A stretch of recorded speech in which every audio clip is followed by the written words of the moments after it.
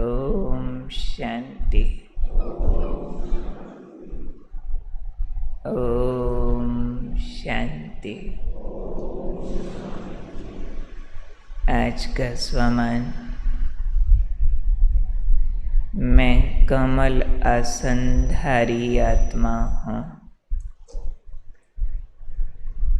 कमल कैसे आसन बनता है? यहाँ आसन माना स्थिति। मन किस स्थिति में स्थित है वैसे उसको नाम दे दिए जाते हैं। तो आज बाबा ने समझाया कि कमल आसन आप ब्राह्मण बच्चों की श्रेष्ठ स्थिति का यादगार है। जैसे दुनियावी रीति से भी कमल का फूल कीचड़ में होता है, पर कीचड़ जैसा नहीं होता। कितना भी कीचड़ गंदा है उतना ही कमल साफ है और पूज्य माना जाता है। देवताओं की निशानी कमल के रूप से दिखा देते हैं। कर कमल, नैन कमल, हस्त कमल, तुलना दे दी जाती है। तो यहाँ भी आज बाबा ने कहा कि कमल आसन आप ब्राह्मणों की श्रेष्ठ स्थिति का यादगार है।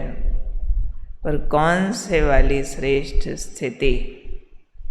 वो है चलते फिरते स्वतः देह भान से न्यारा रहने वाली स्थिति।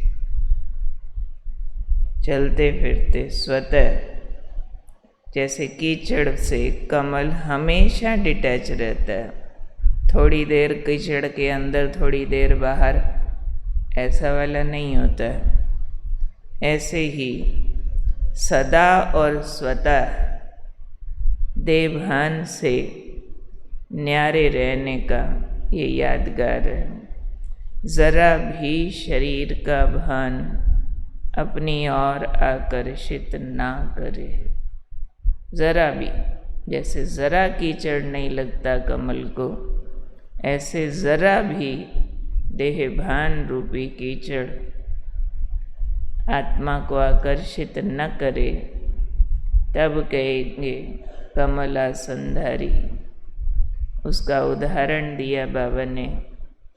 जैसे ब्रह्मा बाप उनको चलते फिरते नेचुरल रूप से अपना देवता रूप या फरिश्ता रूप याद रहा।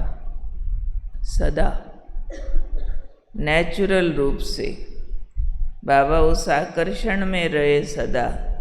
बस ये मिचनू बनूंगा, मैं नर से नारायण बनने वाला हूँ, मैं वही वाली आत्मा हूँ।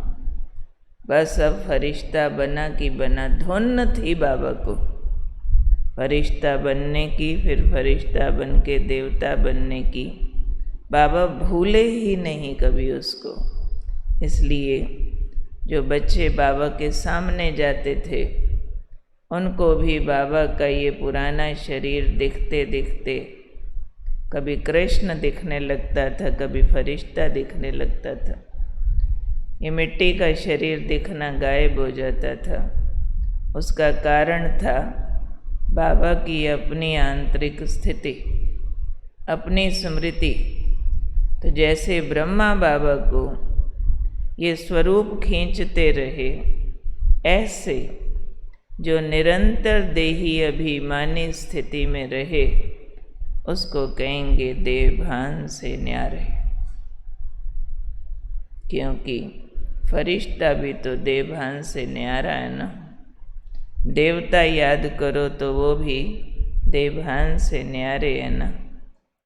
आत्मिक स्थिति में है तो देवता है ना। और फिर इस देह की मिट्टी के भान से निकल जाएंगे तभी तो फरिश्ता और देवता रूप तक जाकर के पहुँचेंगे। तो इसलिए आज बाबा ने कहा जो ऐसे सदा देही अभिमानी स्थिति में रहे उसी को कहेंगे देवभान से न्यारे। और जो ऐसे देवभान से न्यारे बनते हैं वही परमात्म प्यारे बन सकते हैं। लिंक है, क्योंकि जब तक देह का भान है तब तक परमात्म प्यार खींच नहीं सकते। ऐसे शब्दों तक रह जाएगा, उसकी जो रियल फीलिंग आनी चाहिए ना वो नहीं आ पाएगी। तो हमारा मुख्य अभ्यास होना चाहिए बार बार देहभान से न्यारे होने का। और उस अभ्यास को बढ़ाने के लिए कभी आत्मा ज्योति बिंदु महसूस करें, तो कभी फरिश्ता शरीर में मैं आत्मा हूँ ये महसूस करें। फिर फरिश्ता सो देवता बनता अपने आप को देखें कि ये फरिश्ता शरीर भी उतारा और मैंने देवताई शरीर धारण कर लिया। कभी प्रिंस के रूप में अपने को देखो, कभी लक्ष्मी के रूप में, कभी नारायण के रूप में देखो, कभी कृष्णा के साथ अपने को डांस करता देखो, तो कभी पुष्पक विमान में उड़ता देखो, कभी उनके साथ पढ़ता देखो, कभी खाता देखो, कभी राज करता देखो। तो ये अंतर की आँख को जितना ये दृश्य खींचेंगे, ये यहाँ वाली जो पहचान है मिट्टी की वो भूलती जाएगी। देवभान माना इस देह से जो पहचान मिली है वो अंदर गड़ जाती है। वो पहचान अंदर से निकल जाए। देह रूप में कलयुगी दुनिया में मेरा क्या रोल है, क्या हूँ मैं वर्तमान समय। वर्तमान कलयुगी पहचान न रहे, या संगम युगी रहे या सतयुगी हो जाए। संगम युग के भविष्य में भी मैं फरिश्ता हूँ और हमारे लक्ष्य में मैं देवता हूँ। तो दोनों नज़ारे अंदर ऐसे खींचते रहें जैसे हमने कहीं दूसरे देश जाना हो तो उसके दृश्य बुद्धि को खींचेंगे कि वहाँ जा रहे।